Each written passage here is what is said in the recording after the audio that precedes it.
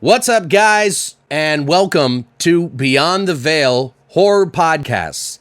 My name is Alex, and we're going to be going ahead and doing a spoiler-free review of The Bye-Bye Man.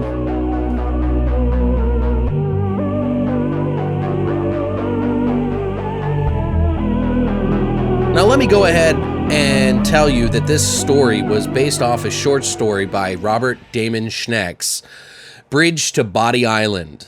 And it was directed by Stacy Tidal, who had previously actually directed the movie with Snoop Dogg called The Hood of Horror, which, wasn't exactly the best movie. This is probably the biggest budget she's probably ever handled. This movie has not gotten too many great reviews that I've noticed online, and a lot of them I think are being a little harsh. It's not as bad as maybe all that. It isn't a great movie, okay? But I'm not gonna sit here and go, oh, it deserves a 1, because I'd really, really love to see which movies are a 10 in their book, because if these don't get even a fucking 5, like, come on, man. Like, honestly, a lot of the reviews that I've seen have said that this movie is very derivative of other movies. And let's face it, guys, the slasher genre, how are you not going to be derivative?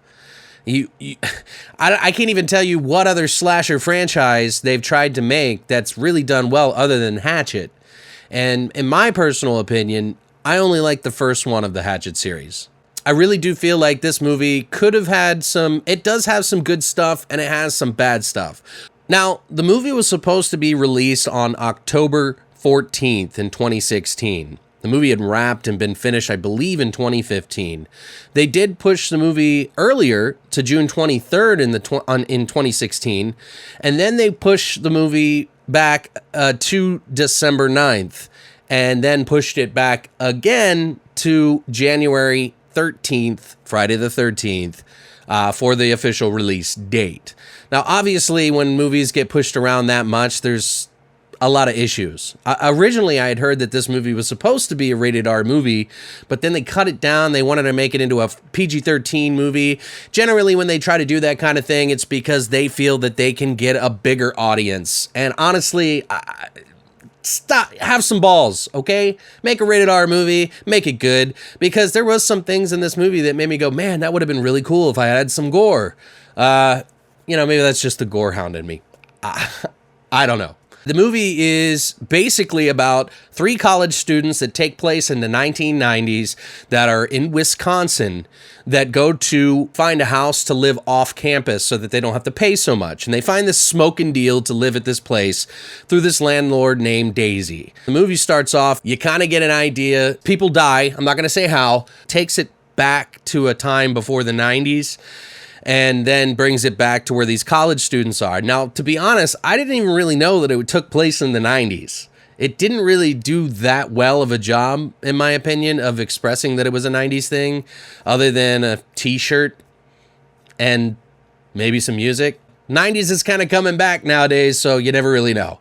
The movie is essentially about this malevolent being called the Bye-Bye Man. And the Bye-Bye Man, if you say his name aloud or share it with anybody and tell somebody, then he automatically attaches himself to you and tries to kill you. He will confuse you, use different tricks to try to play with your mind, and make you go crazy, basically. Now, the first half of this movie, I was actually wasn't too bad. It wasn't too bad at all, actually. I kind of liked the vibe that they were going for, the atmosphere that it kind of had. Although the acting, I really just didn't care very much for the actors or anything. But as the movie progressed, I sort of kind of got it. I don't know. The acting in this was really bad. Unfortunately, I hate to say that. One of the problems that I actually had with the movie in the acting, and one of the actors specifically, was to Cressida Bonas. I believe I'm saying her name right. I'm not 100% sure. She's kind of new to acting, but not completely new.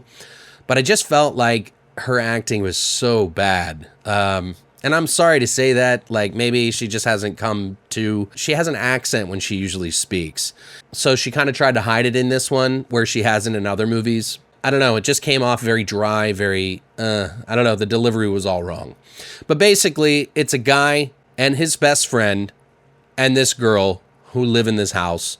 Things start to go awry I think there was some really cool things that were done in this movie, but there was a lot of stuff that kind of made me go cringy. And I'm not really spoiling too much by saying this, but there is a part in the movie where they play a song and I can't remember the name of the band for the life of me. If you guys know what it is, you can sound off in the comments below. But it was about bye bye this and that in the song, and so it was kind of cheesy, and it kind of pissed me off a little bit when I was watching it. I was like, what?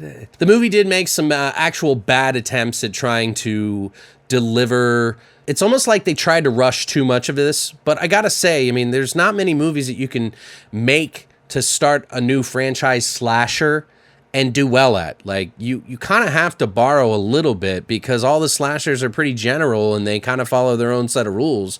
But I did appreciate that it tried to make its own set of rules with it, but I kind of felt like they were forcing the rules down our throat way too soon.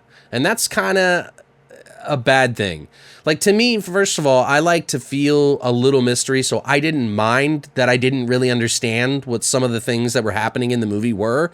Some of the characters would get infected with the bye-bye man by hearing it or saying it. It seemed like he affected them faster than other characters, which kind of makes no sense. And they even kind of try to make sort of a nudge towards, that he can only be at one place at one time sometimes. And it doesn't really make sense because all this is happening simultaneously. So while I don't think that this is a great movie, I don't think it deserves a 1 or a 2 or 3 or, I don't know. Some people are being a little hypercritical about this. I honestly think the movie probably deserves about a 5 or a 6. Probably more a 6. I mean, it has some good ideas. It delivers on them poorly sometimes, but I don't think it's that bad. But, critics these days, everything has to be a certain way. They'll make fun of a movie for borrowing from other things, but then give props to a movie for borrowing from other things. It's pretty typical when people critique anything. The best way to figure out whether or not someone has a point of view of yours or not is to listen to that person and find movies that you and them have in common. So while I may be picking on some of the critics out here, because I think they are being a little snooty and crappy towards this movie, I think it had some pretty decent ideas. So I don't know. Take it for what you will. Now, does this movie scare me? Not really. There was some actual decent atmosphere that was in this movie. Was there some jump scares? Very few. Although a lot of people are saying, oh, the cheap jump scares. It's like, if they had them, but they didn't deliver them real well. But there was some cool, death scenes, I felt like, in this movie that really kind of lacked only because they cut it from an R rating down to a PG-13.